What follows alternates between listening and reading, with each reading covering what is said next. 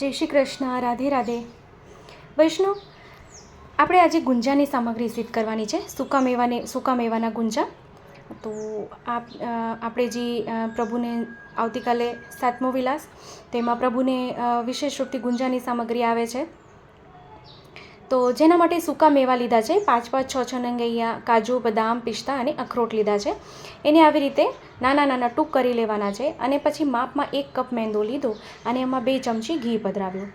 હવે લોટને પહેલાં આપણે બાંધી લેવાનું છે, મેંદાનો લોટ. એટલે બહુ કઠણ બી નહીં અને બહુ ઢીલો બી નહીં, નોર્મલ આપણે રોટલી પરોઠાનો લોટ હોય એવું જ બાંધવાનું છે. અહીં હું દૂધથી લોટ બાંધી રહી છું, આપ જલ્દી બાંધી શકો છો. તો નોર્મલી જે આપણા ગુંજા જે થાય છે એ ઘઉંના ફાડાનું થાય છે. આપણે માવાના ગુંજા કરી શકો છો. મેં સૂકા મેવાના ગુંજા કર્યા છે.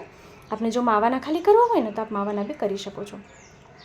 તો આમાં થોડું દૂધ રૂમ ટેમ્પરેચરવાળું હોય ને એ જ લેવાનું, ઠંડુ બી નહીં અને ગરમ બી નહીં, નોર્મલ જે દૂધ હોય ને એ જ લેવાનું. અને એની કણક એક બાંધી લેવાની છે. લોટ બાંધીને આપણે સાઈડ પર પહેલાં રાખી દઈએ, જેથી લોટમાં કૂણ સરસ આવી જાય. લોટ અહીં બંધાઈ ગયો છે.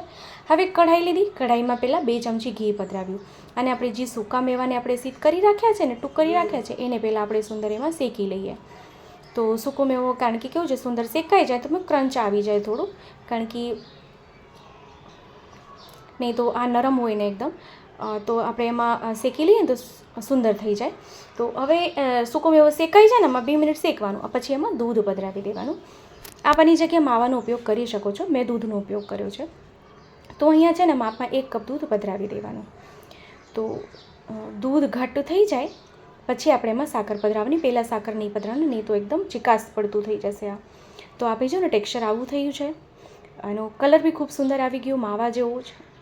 હવે આપણે અહીં સાકર પધરાવી દઈએ. સાકર અહીં કેટલી પધરાવી છે, મેં 1 કપ દૂધ લીધું હતું અને સૂકો મેવો જે હતો તો એ માપમાં અડધો જ કપ હતો.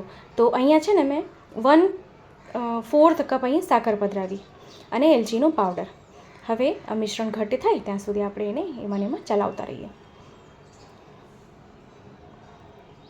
તો ખૂબ સરળ અને એકદમ સુંદર ઇન્સ્ટન્ટ છે આ ગુંજાની સામગ્રી.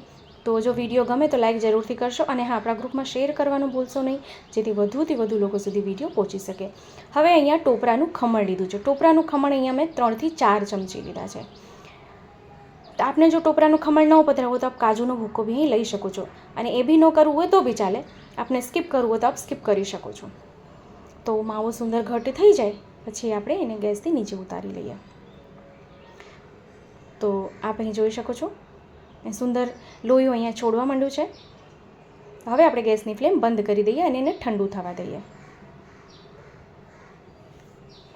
તો આપણે જે લોટ બાંધી રાખ્યો છે, હવે એમાંથી એક નાના લુવા લઈને અને એક રોટલી જેવું એને વણી લઈએ. સેજ મોટું, નાની મોટી સાઇઝનું આપ વણી શકો છો. તો આવી રીતે એકને પૂરી જેવું વળી લઈએ અને વચ્ચે જે માવો આપણે સૂકા મેવાનો માવો બનાવ્યો છે, જે ઠંડો થઈ ગયો છે, એને આવી રીતે વચ્ચે મૂકીને આપણે એને ગુંજા વાળી લઈએ. જો વૈષ્ણવ, મને છે ને ગુંજા વાળતા બહુ નથી આવડતું. આપને સુંદર આવડતા હશે તો આપ વાળી લેજો. હું ખાલી અત્યારે સાચું કહું, મને બહુ નથી જ આવડતું. અહીંયા સાંચો બી મળે છે, તો આપણે સાંચો લઈને એનાથી બી આપ કરી શકો છો. હું અત્યારે ફક્ત જેવું મને આવડે એવું હું કરી રહી છું. તો આપ પ્લીઝ આ જોઈને હસશો નહીં, હું આપને એટલું કહીશ, મને બહુ નથી ફાવતું.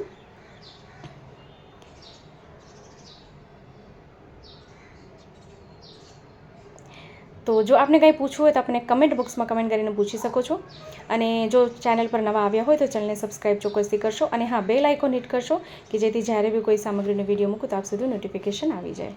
તો મને જેવું આવડ્યું એવું મેં વાળી લીધા છે. આવી રીતે બધા ગુંજા મેં તૈયાર કરી લીધા છે અને ઘી મેં પહેલાં ગરમ કરવા મૂકી દીધું. તો ઘી ગરમ થઈ ગયું છે.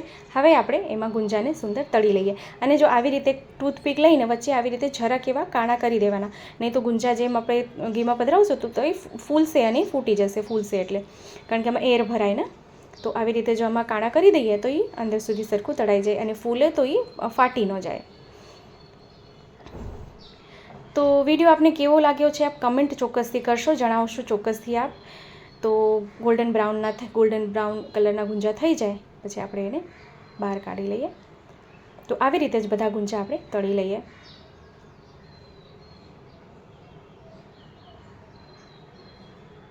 તો અમે અહીંયા છે ને બધા ગુંજા તળી લીધા છે. હવે આપણે એને પાત્રમાં સાજી લઈએ. આપને જો કાંઈ પૂછવું હોય તો આપણને કમેન્ટ બોક્સમાં કમેન્ટ કરીને પૂછી શકો છો. તો આપણે ફરીથી મળશું આવી રીતે જ નવા વિડીયો અને નવી સામગ્રી સાથે. ત્યાં સુધી આપ સૌને મારા જય શ્રી કૃષ્ણ.